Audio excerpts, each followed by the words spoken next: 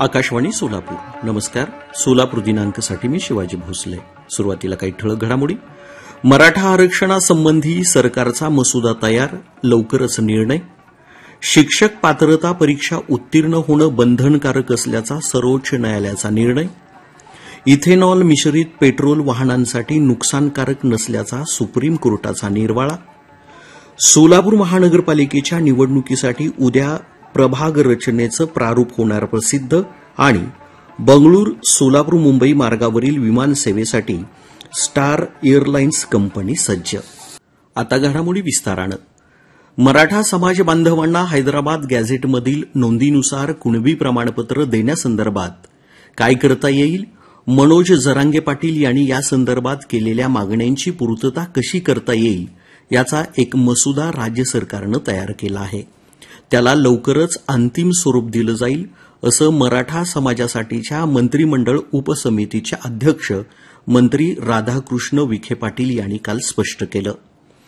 मुख्यमंत्र्यांच्या वर्षा निवासस्थानी काल संयुक्त बैठक पार पडली.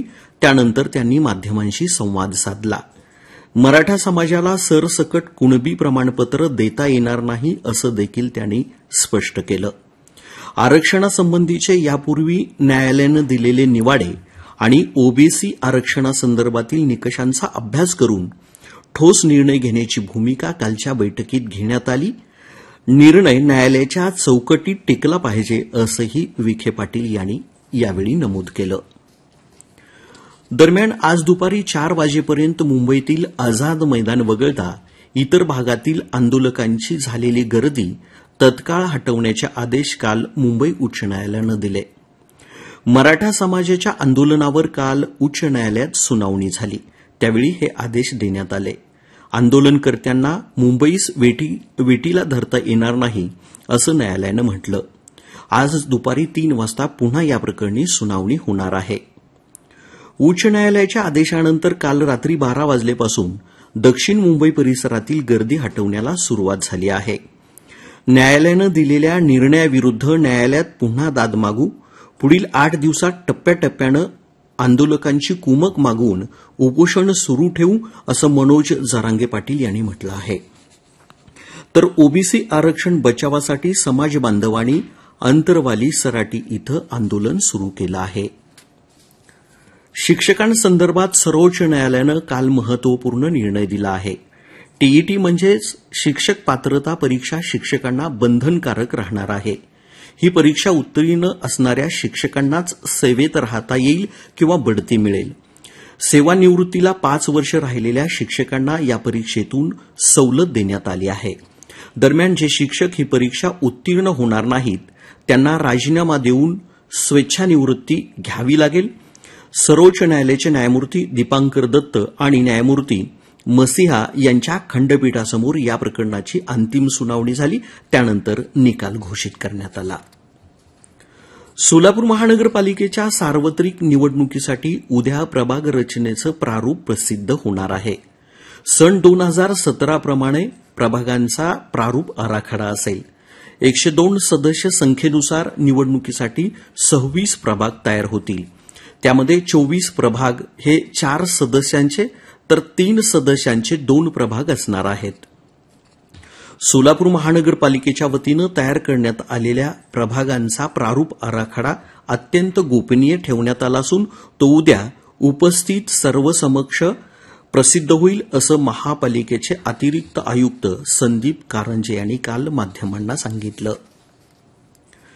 पेट्रोलमध्ये 20% इथेनॉल मिसळण्याला विरोध दर्शवणारी याचिका काल सर्वोच्च न्यायालयानं फेटाळून लावली.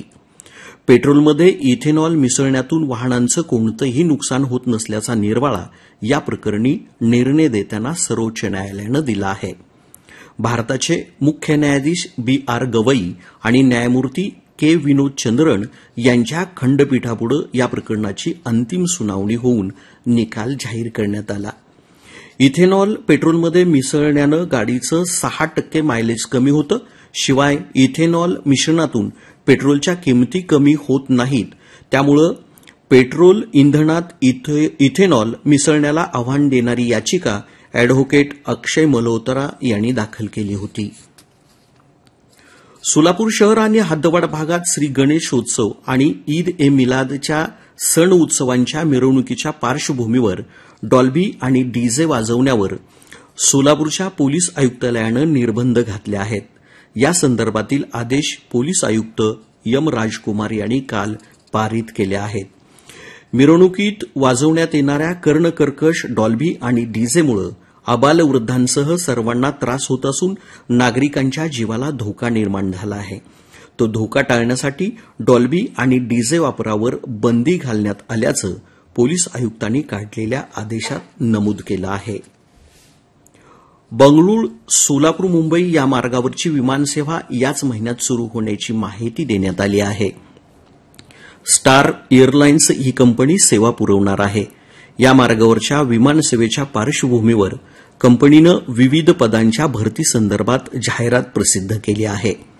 मुंबईच्या विमानतळावर स्लॉट मिळणं बाकी आहे. दरम्यान गौरी गणपती सणाच्या दृष्टीनं सोलापूर गोवा या विमानमार्गावरचे तिकीट दर घसरले आहेत. या मार्गावर विमानसेवा पुरवणाऱ्या फ्लाय 91 या कंपनीच्या विमानाचा तिकीट दर साधारण 1800 रुपयांपर्यंत घसरला आहे. ट्रॅव्हल्स म्हणजे लक्झरी बसच्या दरात विमान प्रवास करणं शक्य आहे.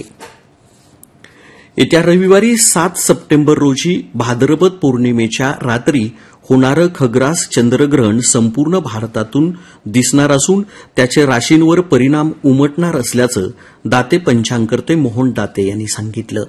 रात्री 9:57 चंद्रग्रहणास प्रारंभ होईल.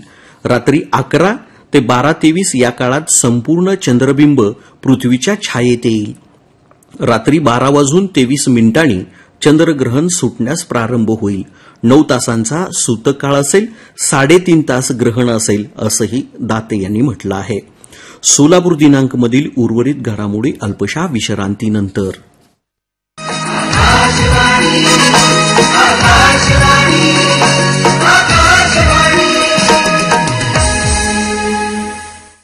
या घडामोडी आपण ऐकत आहात आकाशवाणीच्या सोलापूर केंद्रावरून.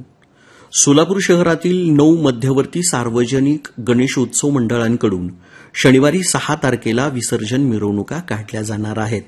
रात्री 12 पर्यंत मिरवणुकांना परवानगी देण्यात आली आहे. दरम्यान मिरवणूक मार्गावरील वाहतूक 18 तास बंद राहणार आहे. सोलापुरात आयटी पार्क साकारण्यासाठी सोलापुरातील एनजी मिल, होडगी तलाव, स्मृती उद्यान, कोंडी तसंच नेहरू नगर इथल्या जागेची पाहणी करण्यात आली आहे.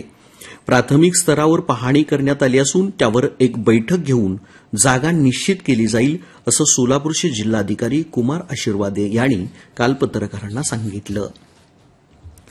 सोलापूर शहर आणि जिल्ह्याच्या ग्रामीण भागात हवामानात बदल, अस्वच्छता, दूषित अन्नपाणी आणि डास कीटकांचा प्रादुर्भाव यामुळे साथीच्या रोगांचं प्रमाण वाढलं आहे. ताप, सर्दी, खोकला, डेंग्यू, मलेरिया आणि स्वाईन फ्लूच्या आजारानं नागरिक बेजार होत आहेत. नागरिकांनी आजार अंगावर न काढता उपचार करून घ्यावेत असं जिल्हा शल्यचिकित्सक डॉ. सुहास माने यांनी कळवलं आहे. माळशिरस शहरासह वाडी वस्तींच्या पाणीपुरवठ्यासाठी 113 कोटींचा निधी महाराष्ट्र सुवर्ण जयंती नगरोत्थान महाअभियान योजनेतून मंजूर झाला आहे. मंजूर निधीमधून पाणीपुरवठ्याची कामं लवकरच सुरू होतील असं नगराध्यक्ष विजय देशमुख यांनी सांगितलं. पाणीपुरवठ्याच्या इथल्या प्रकल्पाच्या पूर्णत्वातून नागरिकांना स्वच्छ, नियमित आणि पुरेशा दाबानं पाणीपुरवठा होणार आहे असंही ते म्हणाले. शेवटच्या काही क्षणात संक्षिप्त घडामोडी. सिद्धेश्वर एक्सप्रेस उद्यापासून मोहोळच्या रेल्वे स्थानकावर मुंबईला जाताना रात्री 10:53 आणि पहाटे येताना 5:33 थांबणार आहे. त्यामुळे 5 वर्षांची प्रतीक्षा इथली संपली आहे. सोलापूर जात प्रमाणपत्र पडताळणी समितीच्या अध्यक्षा मंजुषा मिस्कर यांची सांगलीला अचानक बदली झाली.